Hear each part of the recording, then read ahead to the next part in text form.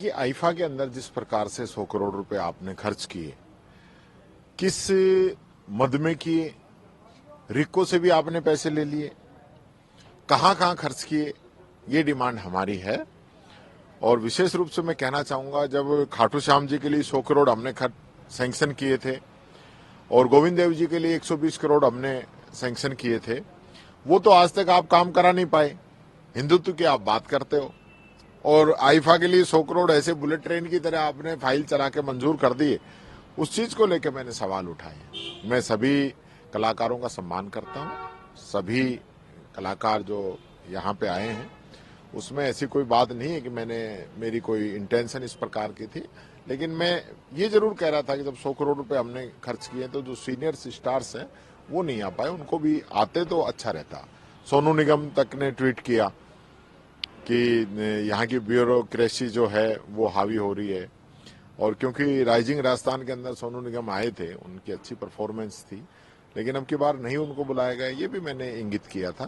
तो ये सारी बात सर, रविशंकर जो कि नेता हैं, भाजपा के पूर्व मंत्री भी रह चुके हैं, उन्होंने सवाल उठाया राहुल गांधी बार बार वियतनाम जा रहे हैं, 22 दिन की गोली भी बनाकर आए, इस पर भी उन्होंने सवाल उठाया। देखिए, भारतीय जनता पार्टी के नेताओं को तो राहुल गांधी सपने में भी आते हैं, और उनका पूरा जो टारगेट है, उनकी पूरी जो टीम थी, उन्होंने खूब कोशिश की राहुल गांधी जी को डैमेज करने की, उनकी इमेज को डैमेज करने की।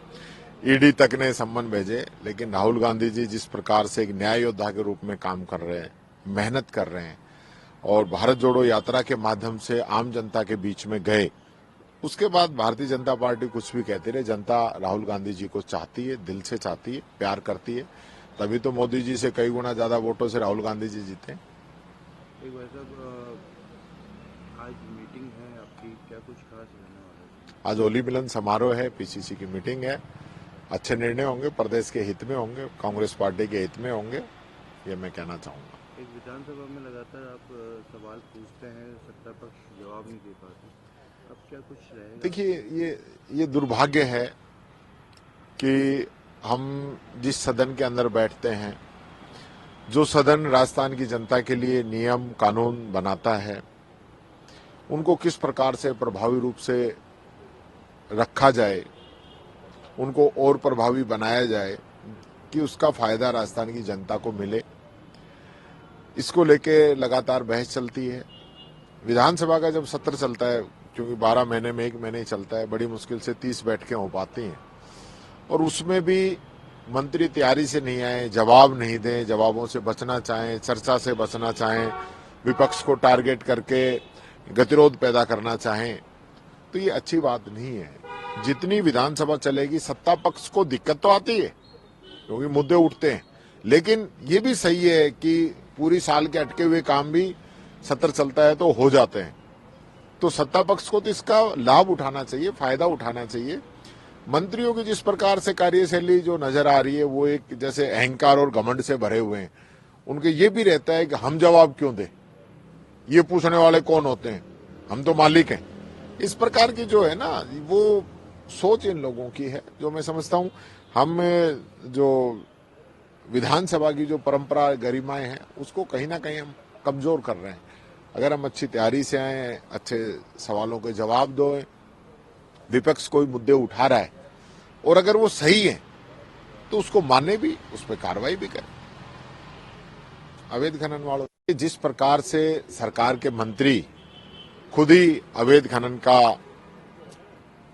पक्ष ले रहे हैं, और जिस प्रकार से सबको पता है कि क्या खेल चल रहा है, कौन कौन इसके अंदर शामिल है, पुलिस प्रशासन की सह के बिना इस प्रकार से काम हो जाए, ये तो संभव नहीं है। मैंने कल भी कहा था, मुख्यमंत्री जी को इस पे आगे आते हुए पूरी कार्रवाई करनी चाहिए। बहुत बड़ी बड़ी बातें कर रहे हैं ये लोग, और ये दूसरे मंत्री हैं इनके जो इस प्रकार की बातें कर रहे हैं। किरोड़ी लाल जी ने तो आरोप लगाए ही थे, तो उसका भी आज तक कोई जवाब नहीं दिया और न उस पर कार्रवाई की।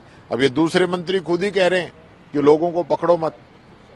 आप जिस प्रकार से लोगों को अच्छे रोजगार उपलब्ध कराइए, अच्छे काम की बात कीजिए। आप तो 2 करोड़ युवाओं को रोजगार हर वर्ष दे रहे थे, आज भी आपकी सरकार है, इतनी नौकरी दे रही है, इतना सब कुछ कर रही है, तो अवैध खनन के लिए इतना आप पक्ष क्यों ले रहे हो?